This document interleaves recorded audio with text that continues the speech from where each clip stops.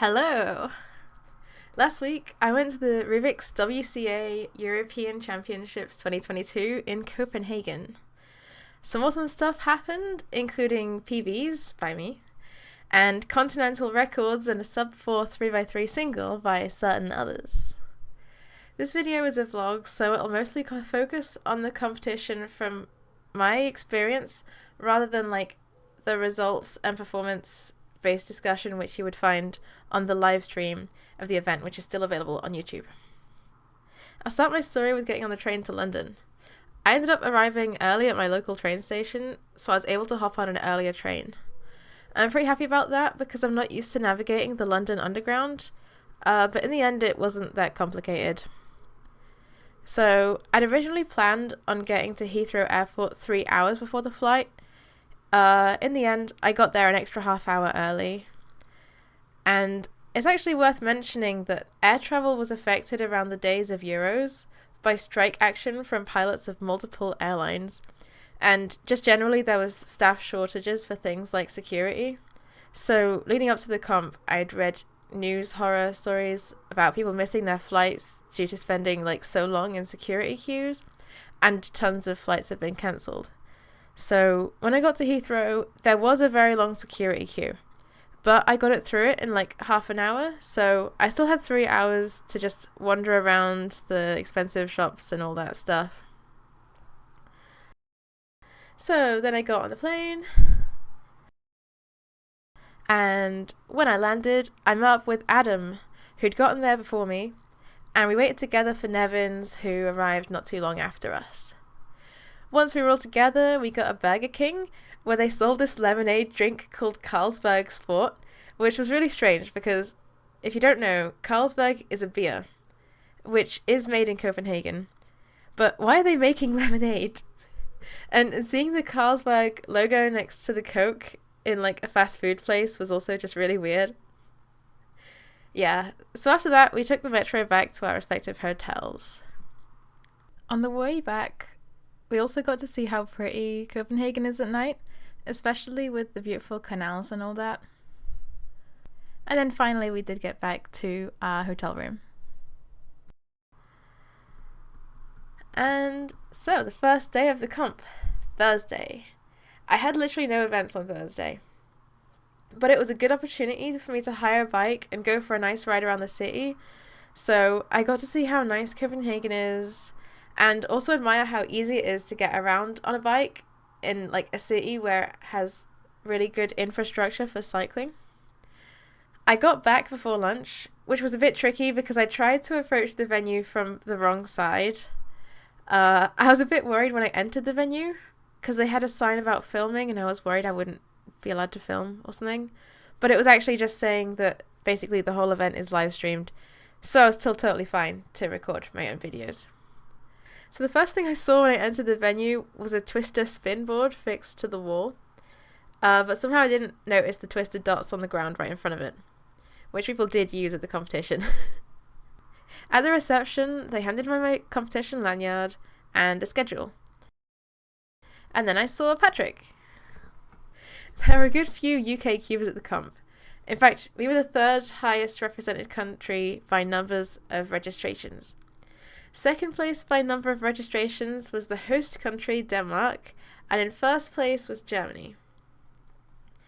OJ Wheat, who was part of the WCA stream casting crew, informed me that the actual competitor numbers were quite different from the registrations. So Germany and Denmark were joint first, with 56 competitors actually attending each. And the UK was joint third, along with Poland and France, all of us having 50 competitors each. So I found some Rue friends not long after getting into the venue, and we went for lunch together at a little cafe. It was a really cute place and pretty close to the venue. The owner came out wow, you solve it? When we were sitting and solving it in the cafe. So Tao said he can solve it in 10 seconds maybe. So the owner said he'd give him a 10% discount next time if he really could. So Tao did it in just about 10 seconds, and next he asked Louis, who also did it slightly faster than Tao. And finally he asked me to solve it, and I was the slowest, but I still got a sub 12. So he said the other two can get a discount, but he said I'm too slow.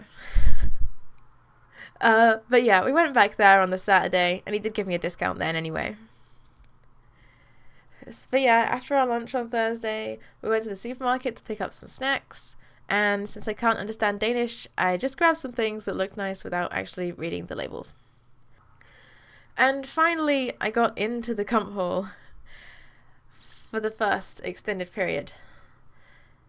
I took a look around the lobby, where there was a merch stall selling printed hoodies and t-shirts. On the other side of the reception was a WCA stall, which I'm not sure what the actual point of that was, but they were giving out fun activities for people to do at the competition. Guides on, like, how to solve for any spectators, I guess.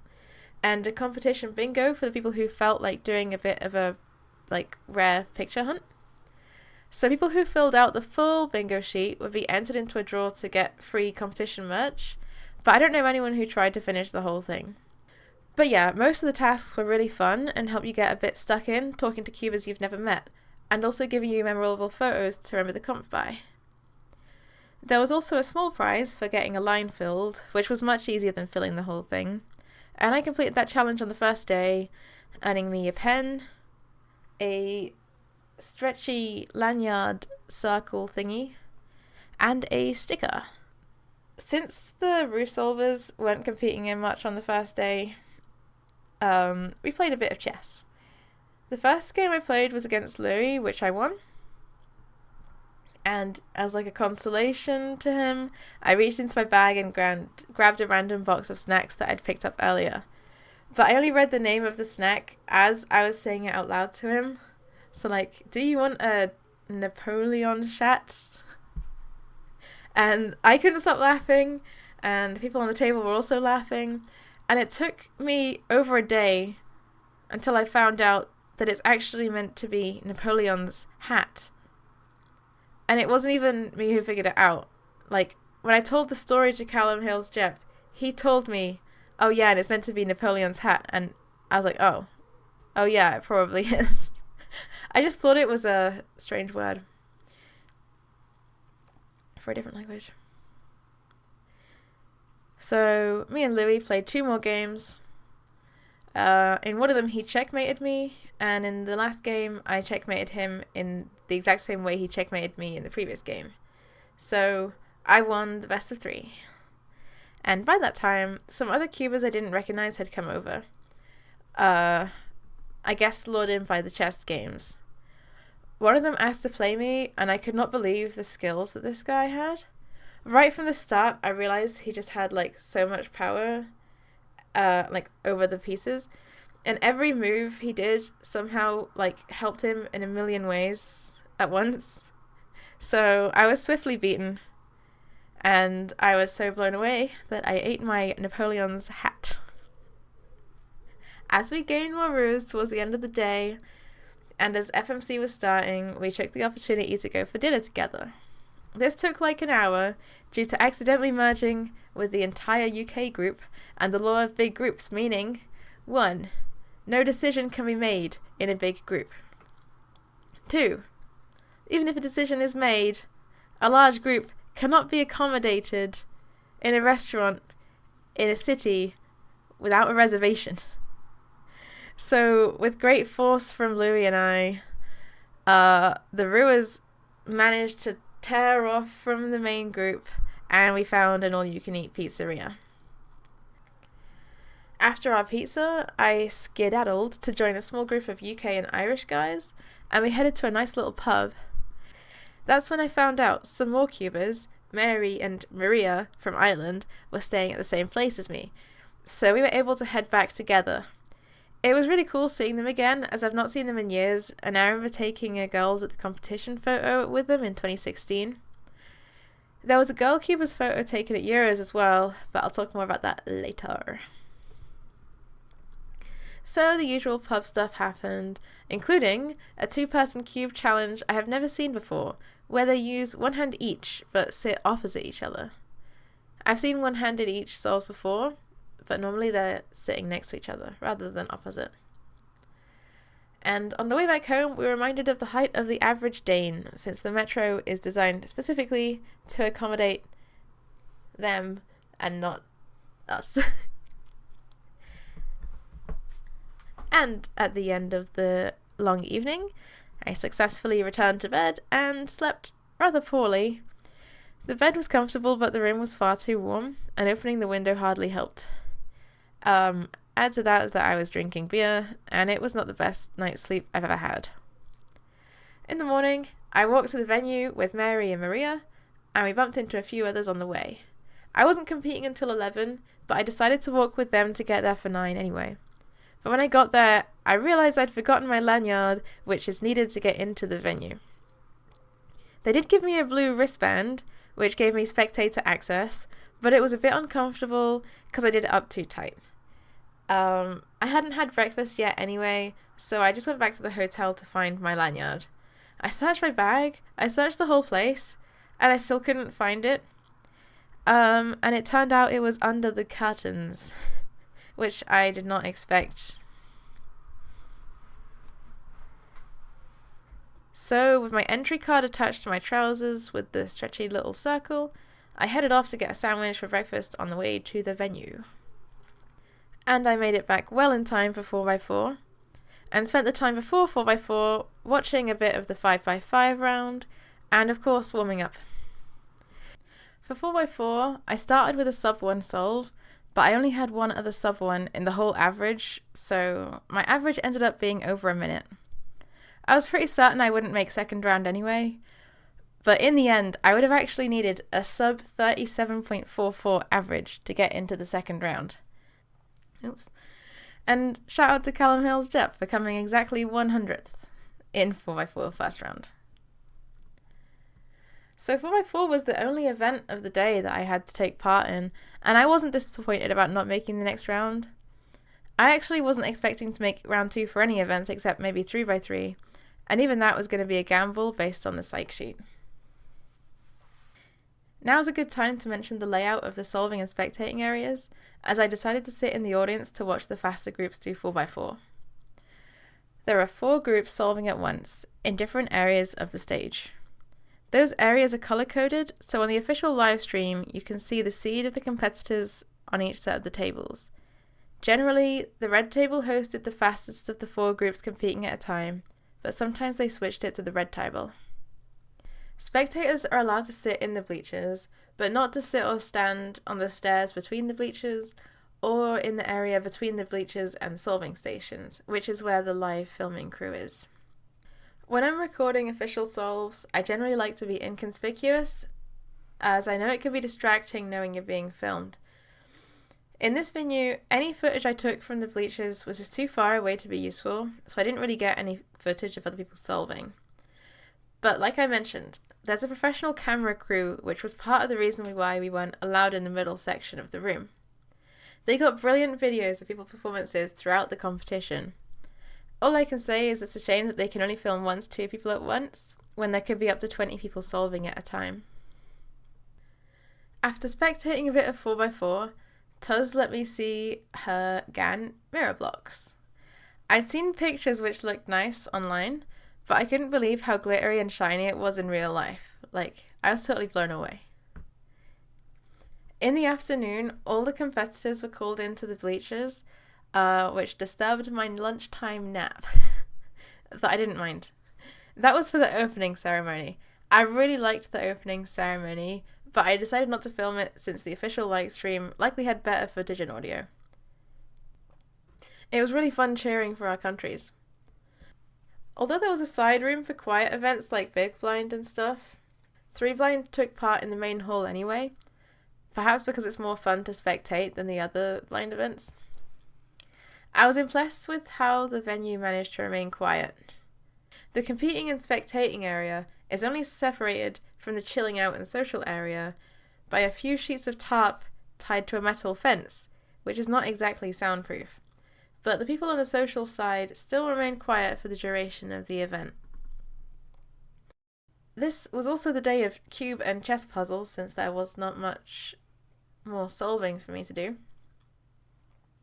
So the first puzzle was on a layer by layer cube, which is probably not the actual name of this type of cube, but you can see that it's solved when each layer is a given colour. So Rob Yao claimed that this state, where one edge appears to be on the top layer, can be solved in only 4 moves on this specific cube. It took me like 10 minutes to figure out, but it was totally mind-blowing when I did. Another puzzle was presented by Joe, but I think he got it from Louis, which is a chess puzzle where you have to figure out how the board state is possible. The guys who are really good at chess couldn't figure it out, and neither could I. I mean, they were better than me at chess, but yeah, it was hard. And in the afternoon this day, I found a few people doing some interesting team blind challenges. Megamink's team blind, square 1. No audio was maybe the most interesting. But yeah, seeing people practice these things was awesome, and personally, I think it's really cool that people are putting so much effort into non-WCA events. Towards the end of the day, Nevins and I went for a little walk and we found a little outdoor gym which had trampolines in the ground. Not quite sure how I didn't notice them when I first went to the venue, but they were pretty fun and it felt a bit scary just jumping into a hole in the ground, but it was nice. After most of the events of the day were done, me and Adam headed out to have dinner with Tom Crosby, a cuber that neither of us know through cubing, but that we do both know. Also, he wasn't attending the competition. He was in Copenhagen for a completely different reason, which is all just really funny. We met a few others there as well, who were also friends of Tom, but I didn't know them. I was the only non-magician at this table, and all through the dinner, I was just stunned at the crazy magic that they were doing so casually. And finally, we walked home. It was colder than I expected, but one of the magicians, Ben, lent me his coat for the walk back, so we got back just fine. I slept better that night though, and in the morning I went again to the same cafe and bought a ham and cheese toastie. So when I got to the venue, I was hanging out with the only Rua I'd found at that time in the morning, Vilio, before my round in one-handed. He reminded me to go slow, and in my official solves, I did go slow, and got fast times, because I took the advice to go slow. If you're a non-cuber, this might sound like a joke, but it's actually extremely good advice. I mentioned already how 4 groups of each event go up at a time, but for each round, the slowest groups go up first. So I was in group 8 for one-handed, so I was in the second batch of groups, which I guess is kind of slow. But since I was competing at the same time as the slower groups, 5, 6, and 7, my group was the fastest group competing at the time. This meant we were on the red tables and that the cameras were live streaming me, which was a bit terrifying, but also super fun. I want to mention that the cameras are freaking huge, so you can't just not notice them recording you. For one-handed, I was hoping to get a sub 20 average. I hadn't practiced at all since before the last WCA event I'd attended, so even though I already have a sub 20 average, it was an appropriate goal for this comp. According to the psych sheet, getting into second round would require a sub 17 average, so I was pretty sure I wouldn't get into that. But yeah, my first few solves were a 20 and 2 17s, and then after getting those 2 17s, I could feel the camera on me, and I was starting to feel oh man, I have a counting 17, this could be good. So I choked and got a 26. But luckily, for the final solve, I remembered Vilio's advice. I slowed down, I took it easy, and I got another 17. So not only did I get a sub 20 average, I actually got a PR average, and I got into the second round of one-handed. I came 99th out of the top 100 making round 2. So I was seriously expecting my PR streak to end this comp due to having, first of all, no practice in 2 months, secondly, only taking part in 4 events, and thirdly, unlikely to even make second round in any events. But yeah, it happened. I did get a PR, so my PR streak lives on.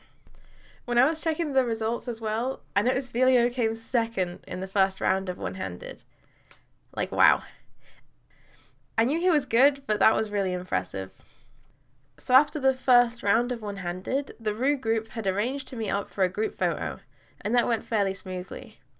I was pretty sad about being left out of the women cubers photo and the UK cubers photo though.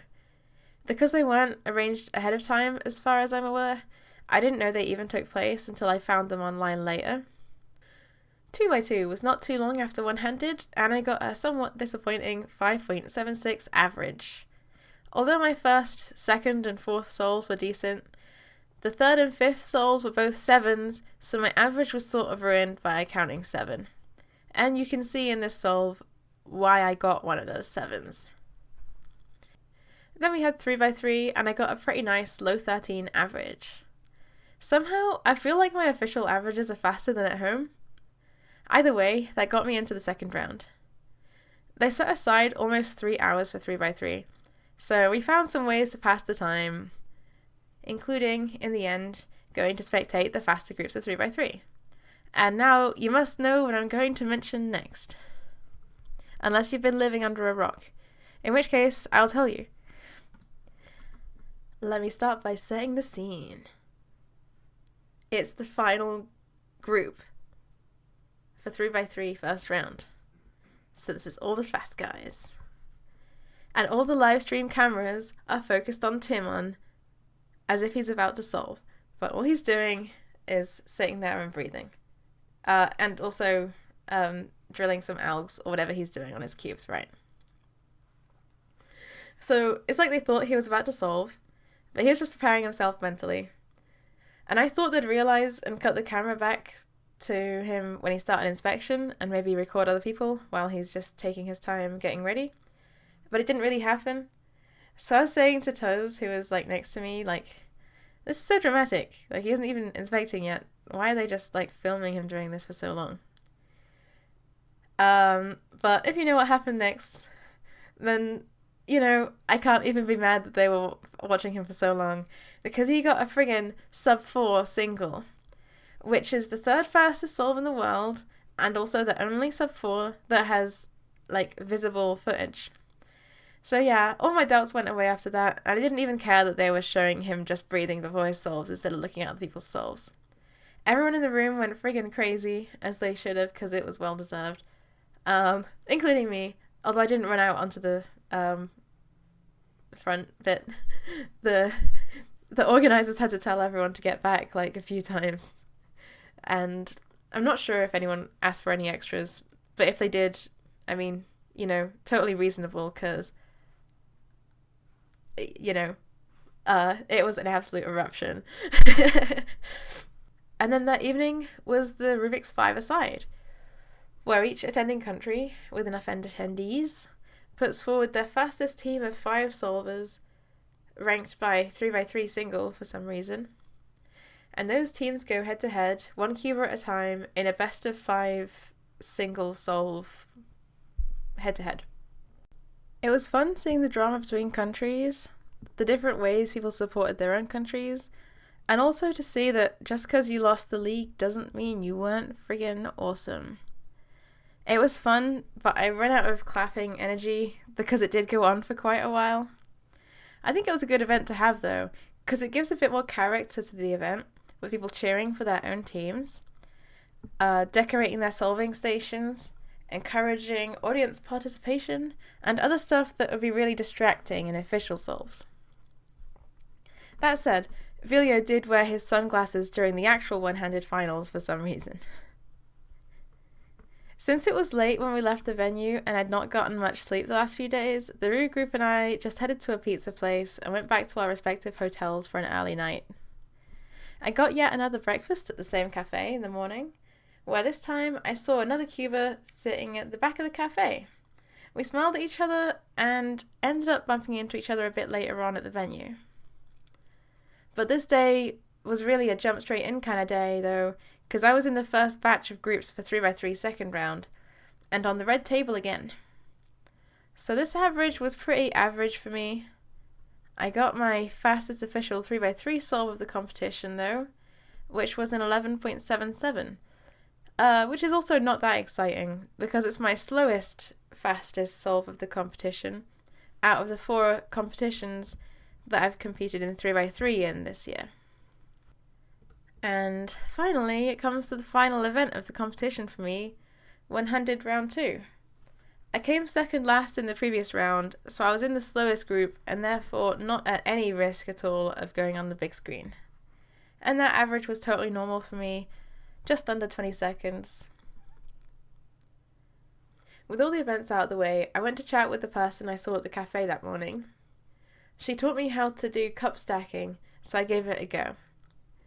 I wasn't that fast, but I can imagine it's satisfying when you can get into the flow of it. Not for me though, I don't think. So we went for lunch at McDonald's, got some shopping, snacks and stuff, and finally went back to watch a bunch of the finals. Like I said before, it wasn't easy to record any souls from far away, but we were there. I enjoyed watching the blind finals, where the commentators at the back of the room were still commentating the event from what I could tell, but using very hushed voices. From inside the venue, we couldn't hear the commentary, so any times that we were watching the projected live stream, it was without sound. Mega was also really tense, as Sean Moran was shaking so much during his solves. He managed to do just fine despite the nerves though, with his average in the finals only being 0.01 seconds slower than his average in the second round. Actually, all his averages were ridiculously consistent. But yeah, he came third in Mega and it was well deserved. Of course, I was also watching the one-handed finals. We saw some good solves, the crowd generally clapping for any sub-10s. And then Tuz pointed out to me like, hey, did Louis just get a 7? And I was like, probably not. Nobody's cheering, and he's just sitting there. But it did say 7.15 on his display. Anyway, it turns out he did get a 7.15. And since he wasn't on the front row and didn't react to the solve, nobody noticed, despite it being the fastest one-handed single of the entire competition. Despite getting a good night's sleep the night before, I was pretty exhausted from the long day, so I took a nap during the awards ceremony. When that was all over, I helped put away some of the chairs and tables and all that, since a lot of people had planes to catch, and I was not in such a rush since I was planning on staying another night. It didn't feel like we said goodbye to quite enough people, so if there's anyone I did forget to say goodbye to, sorry if I missed you.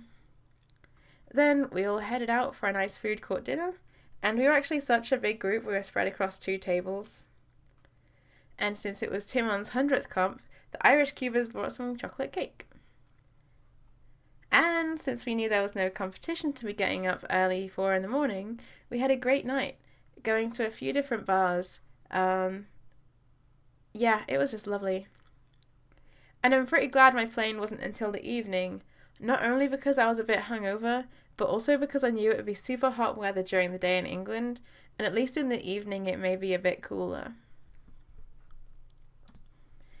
Even before I set off to leave for Copenhagen, I'd seen that there was going to be a crazy heat wave in England when I got back.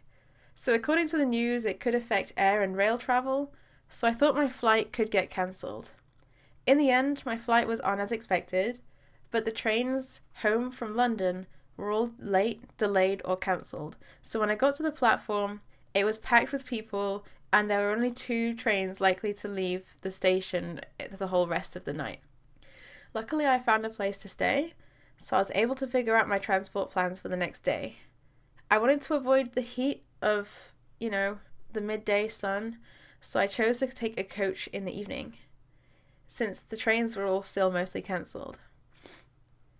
But throughout the day, until the evening, I had a nice walk around London's tourist spots, quieter spots and pubs, taking any shade and cold iced drinks that I could find.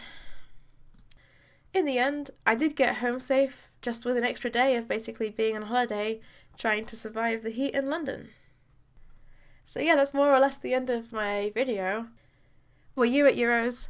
Did you see Timon's fast solve? What were your memorable moments from the competition? Let me know. And yeah, check out my other videos if you like this one. I've done a few vlogs about other competitions in England, but this is definitely the biggest competition I've done a vlog for. Thank you for watching. Bye!